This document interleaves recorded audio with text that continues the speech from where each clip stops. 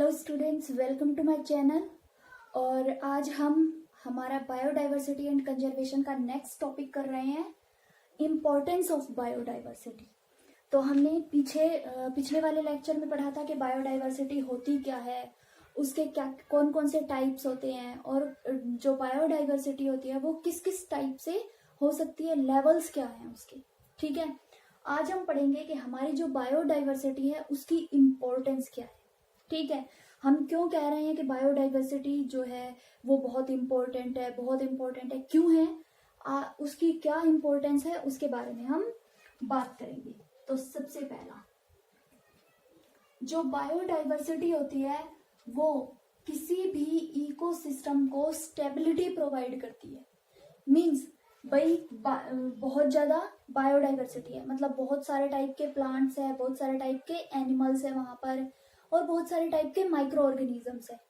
तो क्या होगा, वहां पर फूड चेन ना होकर फूड वेब होगी, और ये फूड वेब्स जो होती हैं वो वही ज्यादा से ज्यादा प्रोडक्शन करेंगी और जो एनवायरनमेंट होगा उसको ज्यादा से ज्यादा स्टेबल बनाएंगी। ठीक है, तो स्टेबिलिटी के लिए बायोडाइवर्सिटी का होना बहुत ज्यादा जरूरी है। बायोडाइवर्सिटी में हम किसी स्पीसीज के नंबर को काउंट नहीं कर रहे, हम उनकी वैरायटी को काउंट कर रहे हैं। ठीक है, जितनी ज्यादा वैरायटी होगी उतने ही ज्यादा जीन्स होंगे, उतने ही ज्यादा एलील्स होंगे, तो वहां का जो जीन पूल होगा वो बढ़ जाएगा, जो कि स्टेबिलिटी को इंडिकेट करेगा। ठीक है, सेकंड है productivity.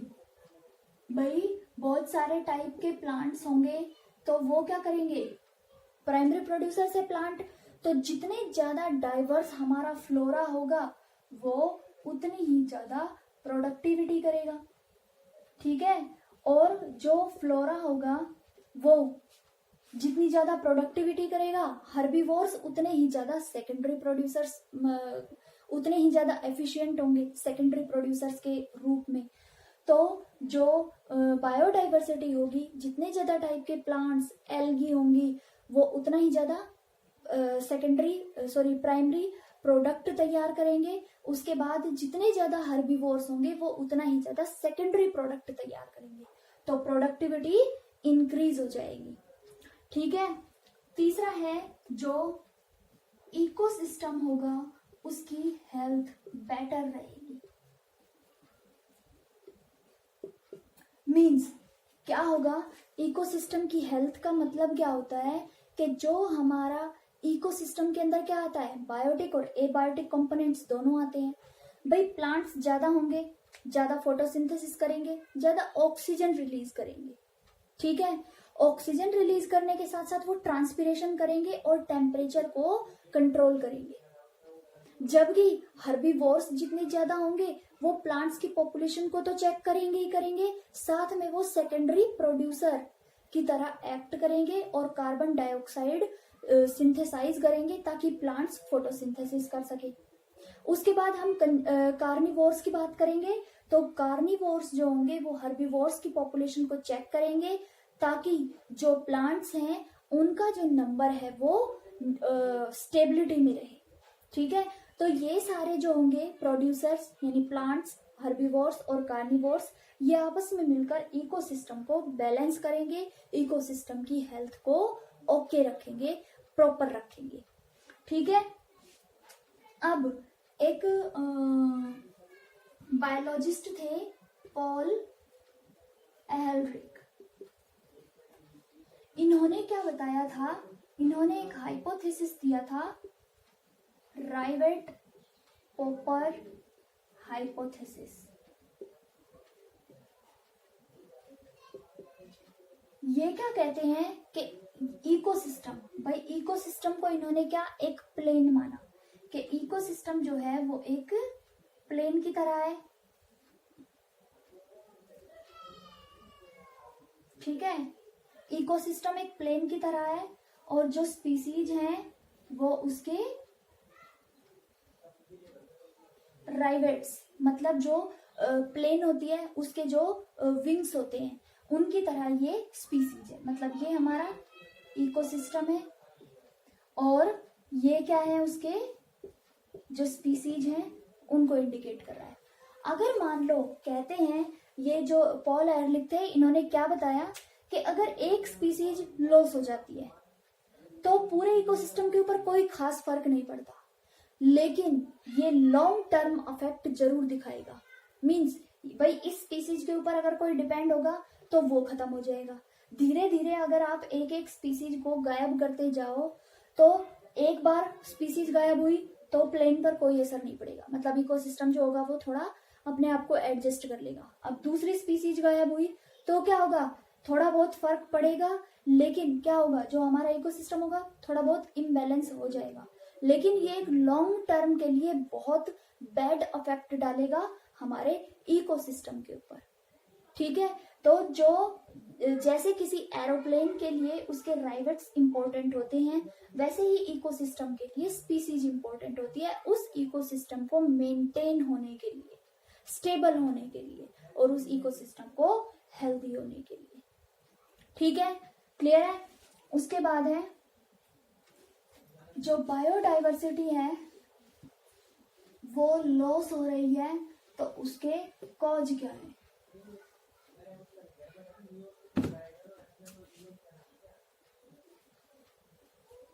Cause of loss of biodiversity. ठीक है, मतलब जो बायोडाइवर्सिटी है वो कम हो रही है, प्लांट्स और एनिमल्स की स्पीसीज जो है वो धीरे धीरे कम हो रही है, उसके कारण क्या है, कॉज क्या है। ठीक है, तो देखो सबसे पहला इसका जो मतलब मेन जो रीजन है वो तो हम ही है, मतलब मैन जो है उसने जो बायोडाइवर्सिटी है उसको खत्म किया है। ठीक है, तो जो बायोडाइवर्सिटी का लॉस होने का सबसे पहला कारण है फ्रेगमेंटेशन और हैबिटेट लॉस।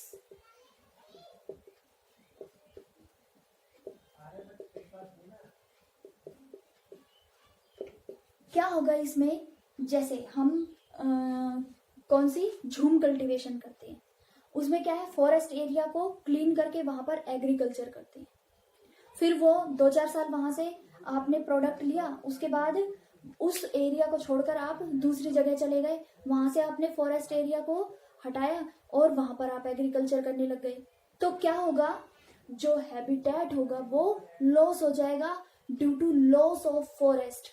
भाई जिस फॉरेस्ट को हम काट रहे हो वो फॉरेस्ट बहुत सारे जानवरों का या बहुत सारे प्लांट्स का वो होम है, और अगर हम उस हैबिटेट को या उस पर्टिकुलर एरिया को, उस पर्टिकुलर फॉरेस्ट को अगर हम कट कर रहे हैं, क्लीन कर रहे हैं, तो क्या होगा, उन जंगली जानवरों का हैबिटेट खत्म हो रहा है, लॉस हो रहा है। या फिर फ्रेगमेंटेशन का मतलब क्या है, मान लीजिए ये पूरा क्या है, कोई जंगल है, वहां से एक रोड चला गया, एक रेलवे लाइन चली गई, तो क्या होगा, फ्रेगमेंटेशन हो गई, मतलब जो हैबिटेट था पूरा वो अब कई फ्रेगमेंट्स में कन्वर्ट हो गया।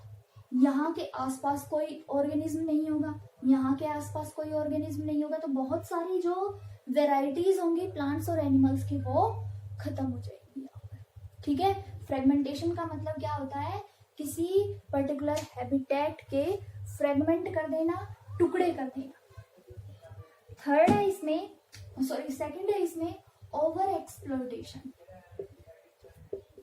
मतलब किसी चीज को आप ओवर एक्सप्लॉइट कर रहे हो, उसका बहुत ज्यादा शोषण कर रहे हो, और इसका सबसे बेस्ट एग्जांपल है कौन सा, पैसेंजर पिजन।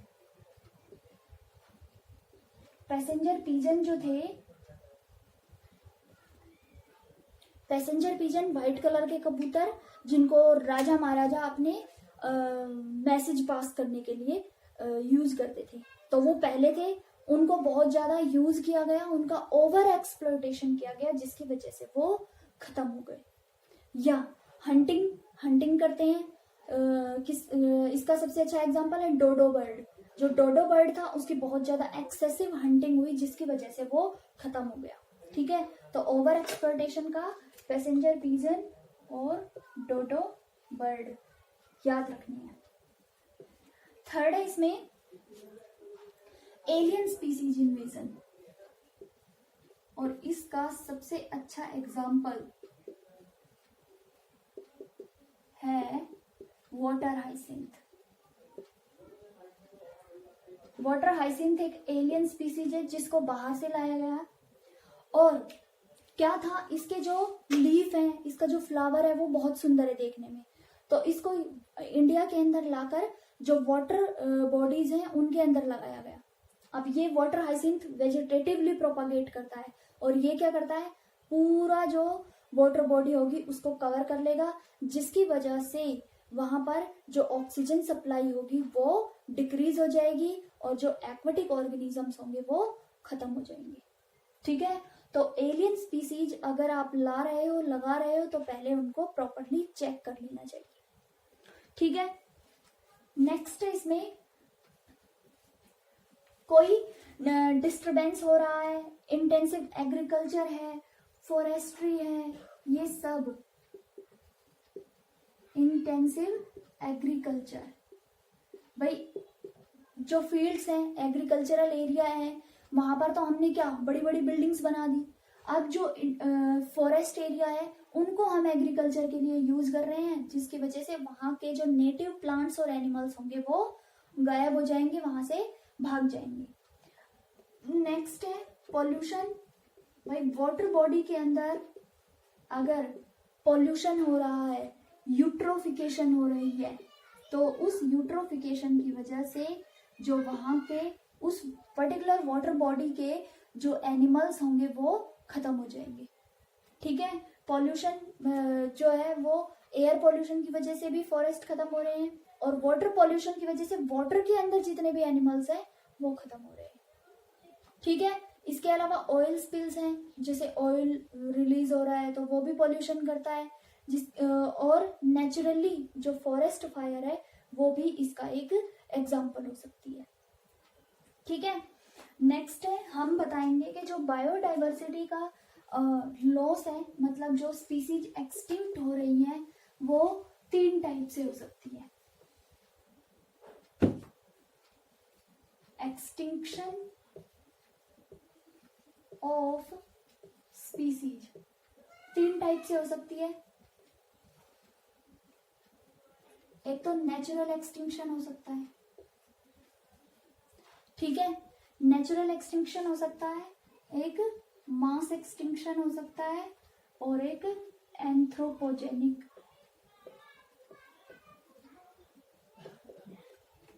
ठीक है, तो सबसे पहले हम नेचुरल एक्सटिंक्शन की बात करते हैं। तो नेचुरल एक्सटिंक्शन में फॉरेस्ट फायर और वोल्केनिक इरप्शन।